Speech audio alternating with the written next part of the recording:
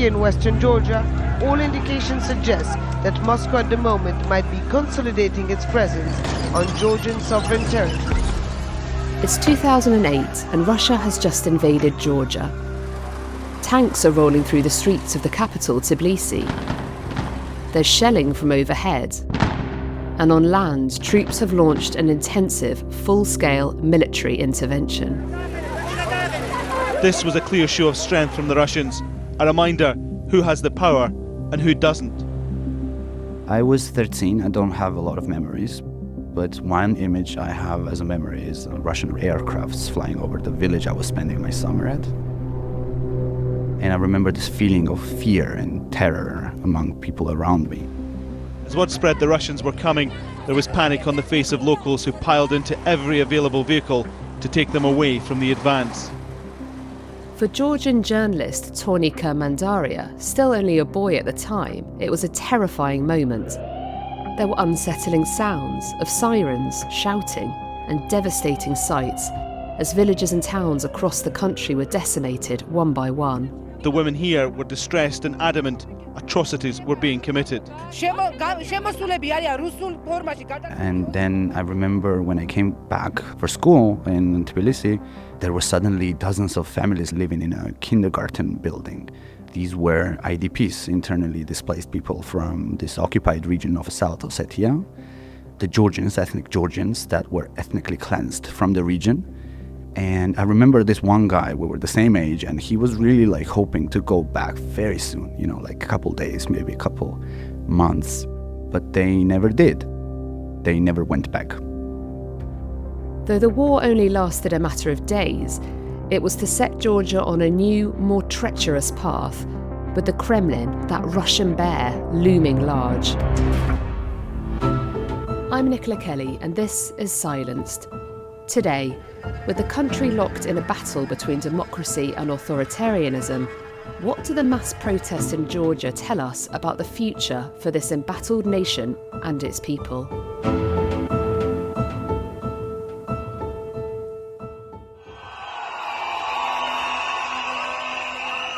So this is a tectonic shift, if I may say so. All of this is really unprecedented. We are seeing hundreds of thousands of people coming out daily who were triggered by the initiative of the government to introduce a bill that we call Foreign Agents Bill or a Russian bill. And not only inside the country, this law triggered the protests, but also outside the country. We're hearing and seeing very direct statements and positioning from the EU and Washington that this law goes against the fundamental democratic principles, the Western values. And if Georgia wants to stay on a European path and Euro-Atlantic path, then it needs to basically, withdraw this law. But it has been passed already. And so this is a new chapter that we don't really know how it's going to go. It all started in April 2024. A new law was introduced dubbed the Foreign Agents Law. It didn't sound like a big deal, but quickly Georgians realised what lay at the heart of this bill. It mandated that any organisation receiving more than 20% of its funds from abroad needed to register as organisations pursuing the interests of a foreign power, which might sound harmless. But most of civil society, over 90% of civil society organizations and independent media in Georgia are dependent on grants because this is a small society, this is a developing country, and Western grants play a pivotal role in developing democracy and democratic institutions like independent media and civil society. So to put it really to perspective, these are organizations focusing on various areas like human rights, labor, education, environment, health, sheltering stray animals, HIV, AIDS, domestic violence. All these organizations under this law will need to go and register as organizations pursuing the interests of a foreign power. For civil society organisations, activists and journalists, this has been an existential problem. Suddenly they would be viewed as supporting another country, not their own. Then there was the issue of being labelled an agent. An agent in Georgian, this word has a long history. It literally, in Georgian, means a spy. And, of course, people were triggered by that. And, of course, coming from the Soviet Union, this word, a spy and enemy of the people, this is a long history of how this autocratic, totalitarian regime used to target people and go after them. Under this new law, the Justice Ministry had the power to obtain personal information about anybody working for these organisations. All of a sudden, the state could find out about somebody's political views, their religious beliefs, their sexual identity. For many people, this was a pivotal moment to take to the streets, to fight for their freedoms. A lot of people were really angry. A lot of people were really pissed. And so they really had this revolutionary spirit. And we didn't know. I mean, it could really turn into something bigger and more violent. But fortunately, it did not. And I think, people realized that there are other means that you can fight. But the anger was there. People knew every detail of the arguments that, the government was proposing, but also like the arguments that they had against this law. They really understood it really deeply. The atmosphere was electric, with predominantly young people, Gen Z, students, activists, waving banners, chanting slogans and camping out in the central square in Tbilisi.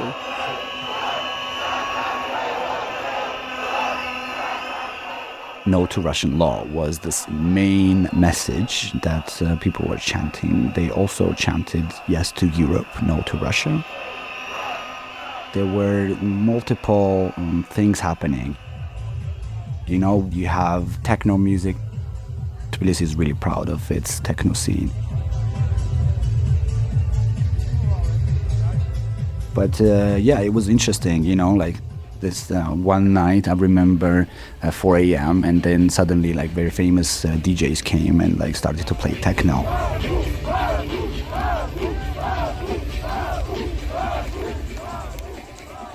And then in half an hour or something we heard that the riot police is coming.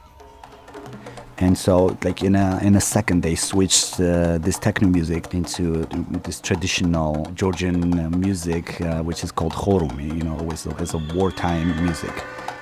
It was a very interesting thing, and people were started to get prepared for the riot police to come and try to disperse them. Sounds great. Sounds a really great atmosphere, yeah. When there's these protest movements, and obviously the brutal crackdowns are not great, but the atmosphere and the sort of sense of community and everyone coming together around a particular cause, and that sounds great. I mean, I'm hearing myself, and it feels like this is a nice story. I mean, it's a nice, not a nice story, but there are so many nice elements around it. There is a feeling, this fighter feeling, this not backing down feeling, the feeling of unity. Everything is there. I'm really, I don't know, just gave me optimism, going to these demonstrations and covering them. It was a feeling that it's hard to explain, but I really felt like a part of the community, part of a bigger thing that is very important. And these were hundreds, thousands of people. This is a large number of people, so it really gave me a sense of pride. In covering the protests, one thing that really struck Tornike was how they were organised. Typically there might be leaders or spokespeople, but during this movement it was different. So what's interesting actually about this protest is that it's very horizontal. It's very grassroots. These young people organize differently now. They don't follow orders from opposition parties or some NGO people. They don't have a clear leader, and people really dislike any type of person that tries to kind of become a leader, and they don't let them do that. But they just organize. They just come out randomly and spontaneously, and they just do what they do. Georgia has a complicated history with Russia. Ever since the fall of the Soviet Union, Georgians and all Georgian governments have looked to the West, to the US, to the EU, to NATO for closer integration and closer union. As the Russian Federation was becoming more authoritarian, the West was viewed as democratic, a free society. The EU was a peace project Georgia was keen to join. This new law was a question not only of Georgia's position, its identity, but also one of security. And so Georgians were left with only these two choices. Either you are like Russia, a totalitarian, autocratic country with no rights, or you are a European-style democracy. And Georgians, ever since independence, Georgians have expressed this will to become a Western-style, European-style democracy and eventually join the European Union and NATO. So for Georgians, it was clear that the Georgian government is following a Russian playbook with this law. But this was not only about the law. This was also a context. Ever since the Ukraine invasion, we have seen Georgian government's complete U-turn of their rhetoric and their foreign policy. For example, our former prime minister said in Davos that the Ukraine invasion happened because of the NATO expansion. So in combination with the rhetoric that the government has for the past 2 years and this law that mirrors Russian legislation, people are scared. We are scared as journalists, and just general public is scared that the government is following a Russian playbook, cozying up with Moscow and dragging us back to the dark past of the autocracy. It sounds like a pretty stark choice, and I've seen most of the people kind of out on the streets are young people calling for democracy and the move towards Europe rather than the move towards autocracy and Russia. What has the response been from the riot police? There have been pretty brutal crackdowns on some of these protesters, haven't there? You're absolutely right. This is the first time that we are seeing this Gen Z, people come out to the streets. And they really united everybody in the country. In a very polarized and fractured society, they managed to unite everybody under this one umbrella. Absolute mind-blowing numbers of these young people. They really care about their rights, the democratic fate of the country, and their future. Thousands of protesters with Georgian and European Union flags gather outside Parliament in Tbilisi. They oppose a government bill that would force non-profit organisations and media companies that get funding from abroad to register as being under foreign influence. So they came out, and this was very scary for the government, and they met these protests with brutal violence, really. They brought out the riot police that were really angry.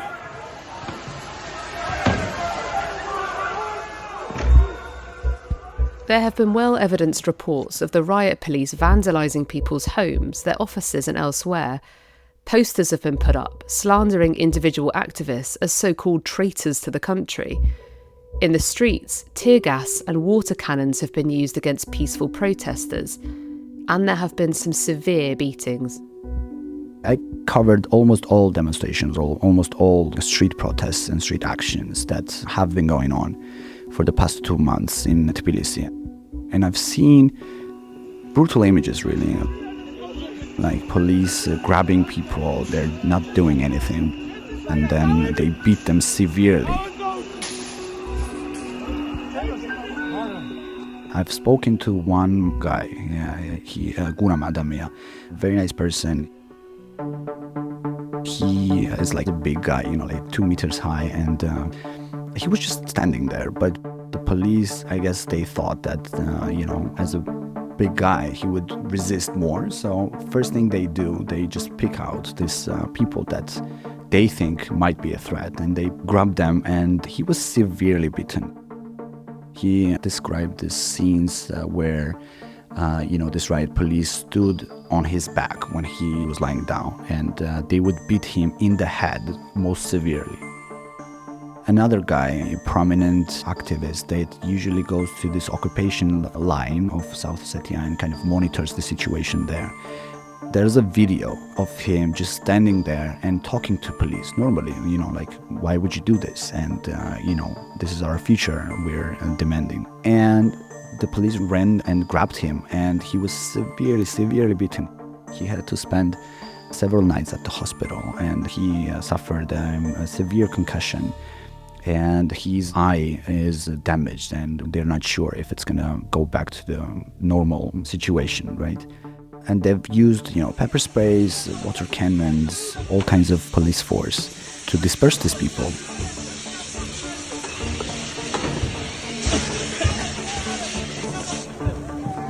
But the good thing is that they have not managed to do that. There are still thousands and thousands of people still going out the streets, even though the law is already going into effect. People are still protesting. They are still keeping up the protests and going out for the streets and doing different kind of street actions. For Tornike, this moment, the protests in Georgia, have presented a number of challenges to him as a reporter. Journalists and independent media outlets have been specifically targeted by this law. Some have even had to close, given how intrusive the requirements of the law are.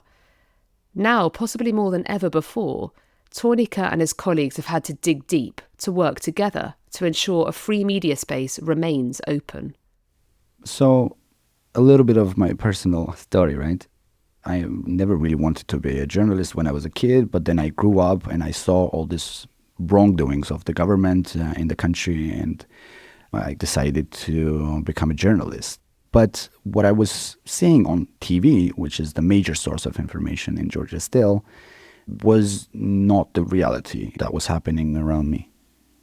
It was either very pro-government or very pro-opposition. And I really wanted to be a different kind of journalist that shines a light on human issues, like what regular people really think and feel and what their problems are. And this was only possible in smaller online media organizations that rely on grants. So Georgian media has always been a problem for Georgian democracy, but there was always this smaller, liberal, really independent, critical, ethical media organizations that were small but influential and very respected. And this was the only place, very few organizations that it was possible to do proper journalism. And now it's pretty much the same environment. I mean, Georgian media is eclectic. There is a lot of media organizations, but they are very partisan. So they support different parties, different political parties, and they are also commercially supported by political money. And if these Western-funded media organizations that are really independent, really ethical, really do proper journalism, if they are gone, then we are stuck with the media that is basically hated by everybody and only covers the stories that are interesting to the political elites or the commercial elites. And that's not an empty threat. Many of these media organisations look like they might have to close down due to this new law. So the absolute majority of the media organizations, I have spoken to many representatives of them, and they are saying that they will not comply and they will not register, which means they will be fined. And if they continue to work, they will still be put on this registry of foreign agents. And it seems like not many organizations will be able to pay the fines. And much of them, the smaller organizations that work on issues like Down syndrome, with Down syndrome kids, right, for example, they will not be able to pay this kind of fines. So it is possible that many organizations will just close down and disappear. And this is true with the media organizations as well. We are going to probably see many of them disappear. And if they do, I mean, where do we as, independent journalists, ethical journalists go to work, right? This is a question that I don't really have an answer for. So we're really not sure what the future is going to be like. And just going back out to the streets with you, you've covered, as you said, most of the protests.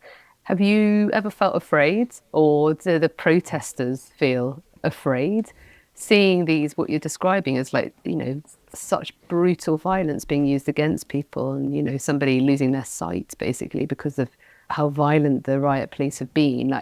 Is there ever any fear that something could happen to you?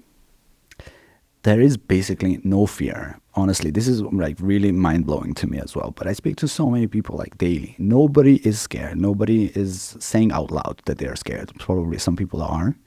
But you would very rarely meet somebody that would say that, yes, I'm really pessimistic or like I'm really scared to go out. I don't know. Georgians for now seem to be fighting. The law might be passed, but Georgians aren't giving up hope.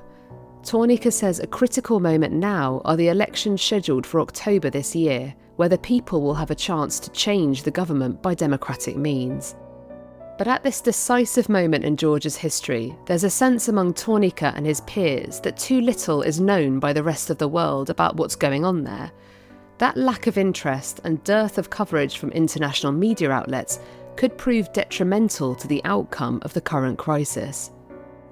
There is very little coverage of what's going on in Georgia, and I think that's very sad. I mean, I understand that in this war-torn world where you have a war, like active war going on in Ukraine and then in Israel and Gaza, and so many crises around the world. But this is the story that really needs to be covered.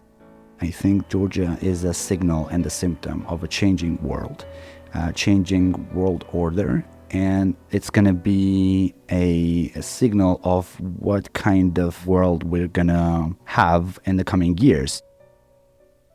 And how do you get these international audiences to pay attention to what's going on in Georgia? As you say, there is so much going on elsewhere in the world. And I understand that, the ramifications are huge regionally, but, more broadly internationally. How do you get an international audience to care, crudely, about what's going on in Georgia? It's a tough question. Good question. I don't know, just to try to explain that, there is this country, this ancient country sandwiched between big powers that is trying to survive and be what it wants to be, a Western-style democratic country. And it's small and it doesn't have a lot of influence or resources. So it needs help, And if you support the idea of a democracy, of a free world, then you should be interested, I think. What do you think is next for Georgia and for Georgians? You secured EU candidacy 6 months ago. You've got elections coming up in October. What do you think a future Georgia will look like? Very hard to say. Everything that's been happening for the past 2 months is really unprecedented. It has never happened before, so it's very hard to say. But the majority of the people that I speak to, they are hopeful. They are confident that you cannot make hundreds of thousands of people live in an undemocratic, authoritarian country. These Gen Z, these are people that are born in a free democratic country. They know firsthand what freedom means. They have resources, they have all the skills to check the information, and they call out the government on misinformation. I guess the access of information is so incredibly different for the younger generation now than it would have been for them, and that in itself is, phenomenal, because young people can go out and check, what they're being told is true or not. And that must be quite a big shift as well. Absolutely. So every previous demonstrations, big or small, the government would manage to, with a little bit of propaganda, they would manage to dismantle it. And it would always go very easily, right? But these young people, they call out the misinformation. They have united all sorts of groups in the society, and they're not scared to stand together. And, they scroll TikTok, but they also scroll all other social media. And also, all these organizations that have spent so much resources on teaching kids in schools how to differentiate propaganda with accurate information, how to have multiple sources. These are all the organizations that are funded by the Western donors. And now we see that, their work has also paid off with this younger generation. And I think their skills of differentiating the propaganda or misinformation with accurate information is the one that we all should be really jealous of. Yeah. It must be remarkable for the older generation born, living, growing up during the Soviet era Georgia to now see their children taking to the streets in such huge numbers, hundreds of thousands of them. Does that give the older generations hope that something might be about to change in Georgia? Absolutely. I think, this older generation, usually they say that we know better. We know better for our kids. We want this for our kids. But their kids are actually standing outside the parliament every day. And they've shown that they have the energy and they have the knowledge and the resources to stand up for themselves and for the country. So I think this older generation is also listening very closely, and they're on board, they are following, and they're proud, I think. Many people, my parents, everybody I talk to, they're really proud of this young generation. These people have managed to unite a majority of the population, very fractured and polarized society, around this one idea of a better future in the European family. So I think a majority of the people that I speak to, they are confident that this is the future that the country is going to have, but they also are aware that there is a big fight, and this has not ended with this law, and it's continuing. But I think people are really willing to fight and really protect their rights and their future. And we'll see how it goes.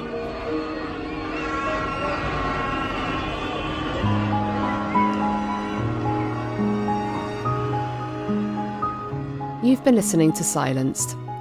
I'm Nicola Kelly. The producer was Kevin Caners. This is a podcast series for Article 19.